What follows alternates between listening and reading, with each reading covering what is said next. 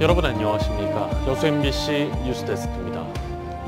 순천시가 모든 시민에게 민생회복지원금을 1인당 20만 원씩 지급합니다. 지급 첫날부터 많은 시민들이 몰렸는데요. 이번 지원금은 순천만 국가정원 관광 수입 등으로 마련됐습니다. 유민호 기자입니다. 순천시 민생회복지원금 지급 첫날, 행정복지센터에는 아침부터 대기줄이 생겼습니다. 창구 운영 1시간 만에 300명을 넘어섰습니다. 지역 전통시장, 마트, 식당 등에서 쓸 수 있는 순천사랑상품권 20만 원을 모든 시민에게 3주 동안 지급합니다. 도서부터 먹거리까지 시민들이 생각하는 사용처는 다양합니다. 제가 책을 좋아해서 책값이 꽤 비싸더라고요. 책을 좀 몽땅 샀습니다. 쌀 한 40kg 사고 김장 처리돼가지고 양념 좀 사고 그러려고. 자영업자들은 정부가 올해 시행한 민생회복 소비 쿠폰이 효과를 봤던 만큼 이번 지원금이 연말 경기 활성화에 어느 정도 도움이 될 것으로 내다봤습니다. 요합전 한번 받았을 때도 큰 도움이 됐었는데요. 이번에 순천시에서 또 고맙게 또 지급이 된다고 해서 우리 자영업자들한테는 아주 큰 힘이 될 거라고 기대를 하고 있습니다. 이번 지원금 규모는 580억 원. 순천시는 빚을 내지 않고 자체 재원으로 마련했다고 설명했습니다.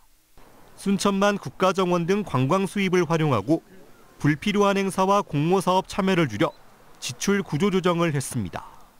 국가정원 수입이 계속 증가를 했어요. 그래서 세입 수입이 증가하고 지방세도 증가를 해서 안정적으로 관리를 했고요. 그다음에 지방교부세도 저희가 추가로 더 확보를 해서. 순천시에서 처음으로 지원하는 민생회복 지원금. 지원금은 내년 2월 28일까지 지역 전통시장과 마트, 식당 등 순천사랑상품권 가맹점 13,000여 곳에서 쓸 수 있습니다. MBC 뉴스 유민호입니다. 내년 지방선거를 앞두고 정치권이 요동치기 시작했습니다. 특히 민주당의 1인 1표제가 무산되면서 출마 예정자들의 셈법이 복잡해졌습니다. 전략 공천 여부도 논란인데요. 윤근수 기자의 보도입니다. 1인 1표제가 핵심인 민주당의 당헌 개정안이 중앙위원회에서 부결됐습니다. 당원 주권을 내세워 당선된 정청래 대표였지만 연임을 위한 포석이 아니냐는 의심을 떨쳐내지 못했습니다. 전당대회 때 약속한 공약을 지키기 위해 노력했으나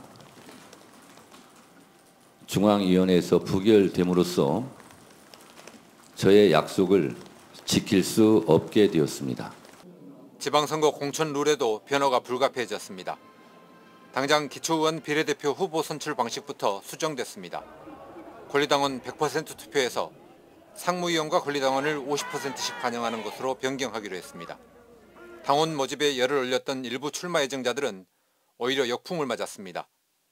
민주당은 불법 당원 모집에 관여한 전남의 모 군수와 군수 출마 예정자에게 당원 자격정지 2년의 징계를 결정했습니다. 이대로라면 적어도 민주당 후보로는 내년 지방선거에 나설 수 없습니다.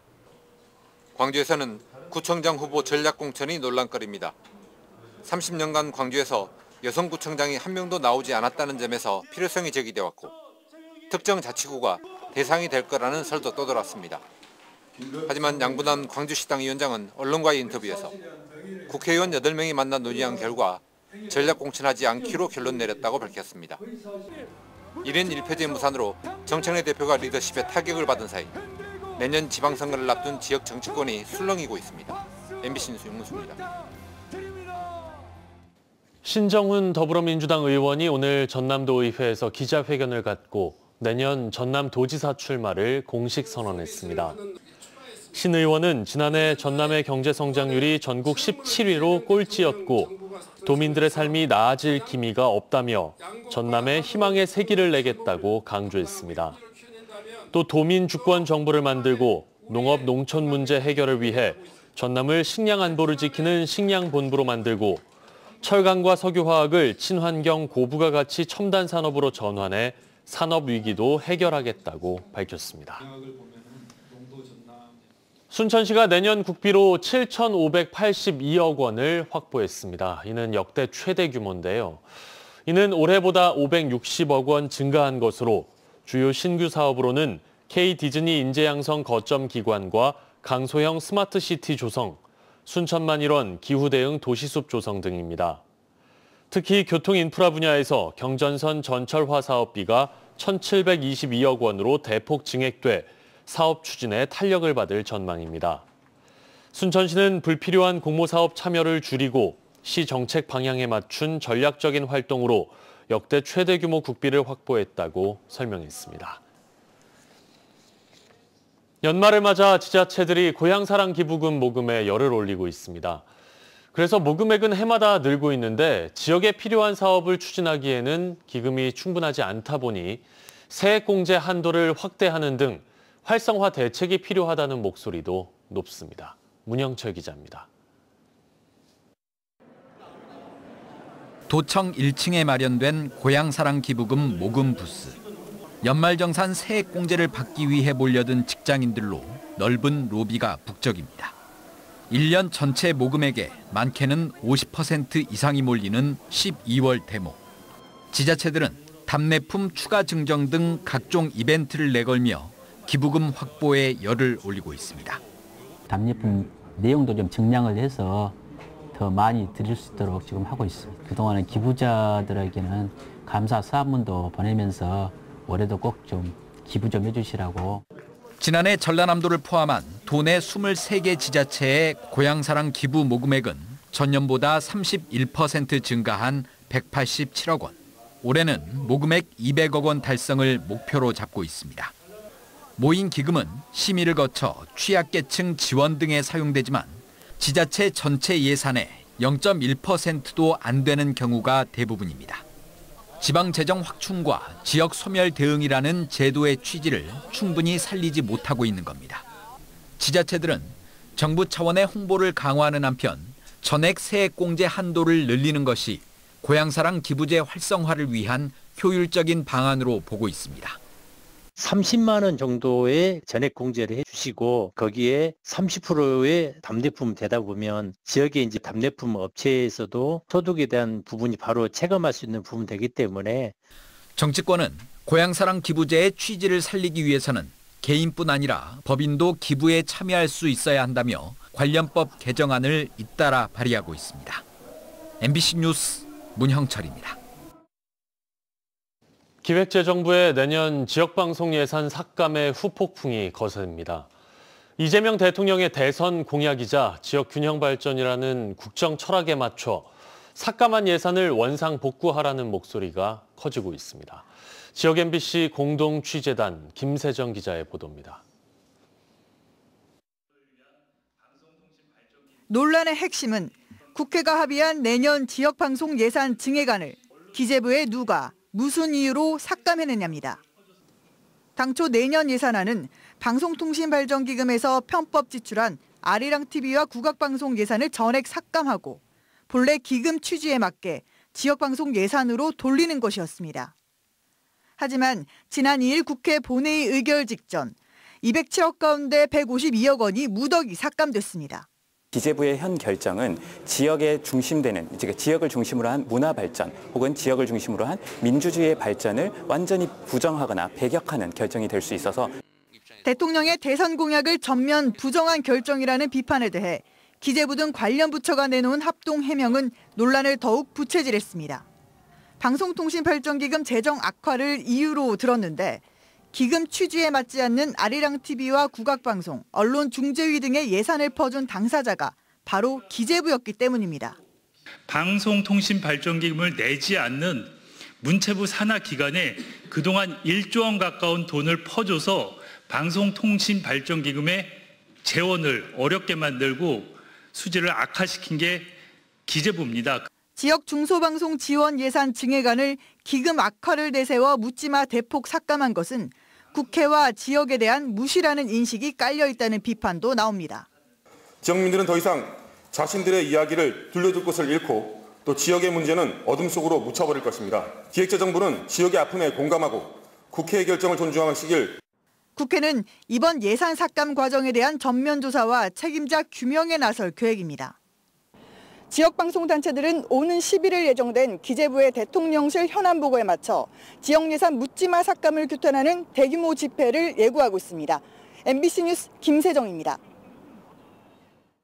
시설하우스 농가의 큰 고민 가운데 하나가 꽃에서 열매를 맺게 하는 수정인데요. 기후변화로 수정에 이용되는 꿀벌의 개체수가 크게 줄자 호박벌이 대체 곤충으로 자리를 잡아가고 있습니다. 이재원 기자입니다. 방울토마토가 무럭무럭 익어가는 한 시설하우스. 꽃 사이를 부지런히 옮겨다니는 벌이 눈에 띕니다. 바로 뒤형벌, 일명 호박벌입니다. 꽃의 수분을 먹이로 삼는 호박벌이 먹이를 찾아 움직일 때마다 수정이 자연스럽게 이루어집니다. 기온이 낮으면 활동을 멈추는 꿀벌에 비해 온도의 영향을 크게 받지 않는 호박벌은 말벌에 의한 피해도 없어 꿀벌보다 훨씬 효과가 좋습니다. 좋죠. 사실 행복해요. 일손도 줄고요. 수확량도 늘어서 저희 농가 소득에. 호박벌이 시설하우스의 화분 매개곤충으로 자리 잡는 데는 한 지역 농협의 역할이 컸습니다. 기후변화와 환경 파괴 등으로 꿀벌이 사라지기 시작하자 황룡농협은 대체 곤충으로 호박벌에 주목했습니다. 털이 많아 수정의 효율이 높은 데다 혀가기로 꿀벌이 기피하는 곳에서도 활동이 가능하기 때문입니다. 지난해부터 사육시설을 확충한 황룡농협은 호박벌의 크기를 줄여 농가에 보급하면서 과도하게 수정이 이루어지는 부작용도 극복했습니다. 지금까지 꿀벌들이 했던 영역을 이제는 이 호박벌이 대체하지 않으면 안 되는 수준까지 됐습니다. 그리고 지금 시설하우스가 많이 늘어나고 호박벌의 이 수정벌의 앞으로 역할이 훨씬 더 커졌다. 660제곱미터의 시설하우스를 수정하는 데 필요한 호박벌은 단 100여 마리. 한 마리가 꿀벌 70마리를 대체할 수 있는 호박벌은 빠르게 늘어나는 아열대 작물의 시설하우스에서도 큰 역할을 할 것으로 기대됩니다. MBC 뉴스 이재원입니다. 계속해서 희망 2026 나눔 캠페인에 성금 보내주신 분들입니다.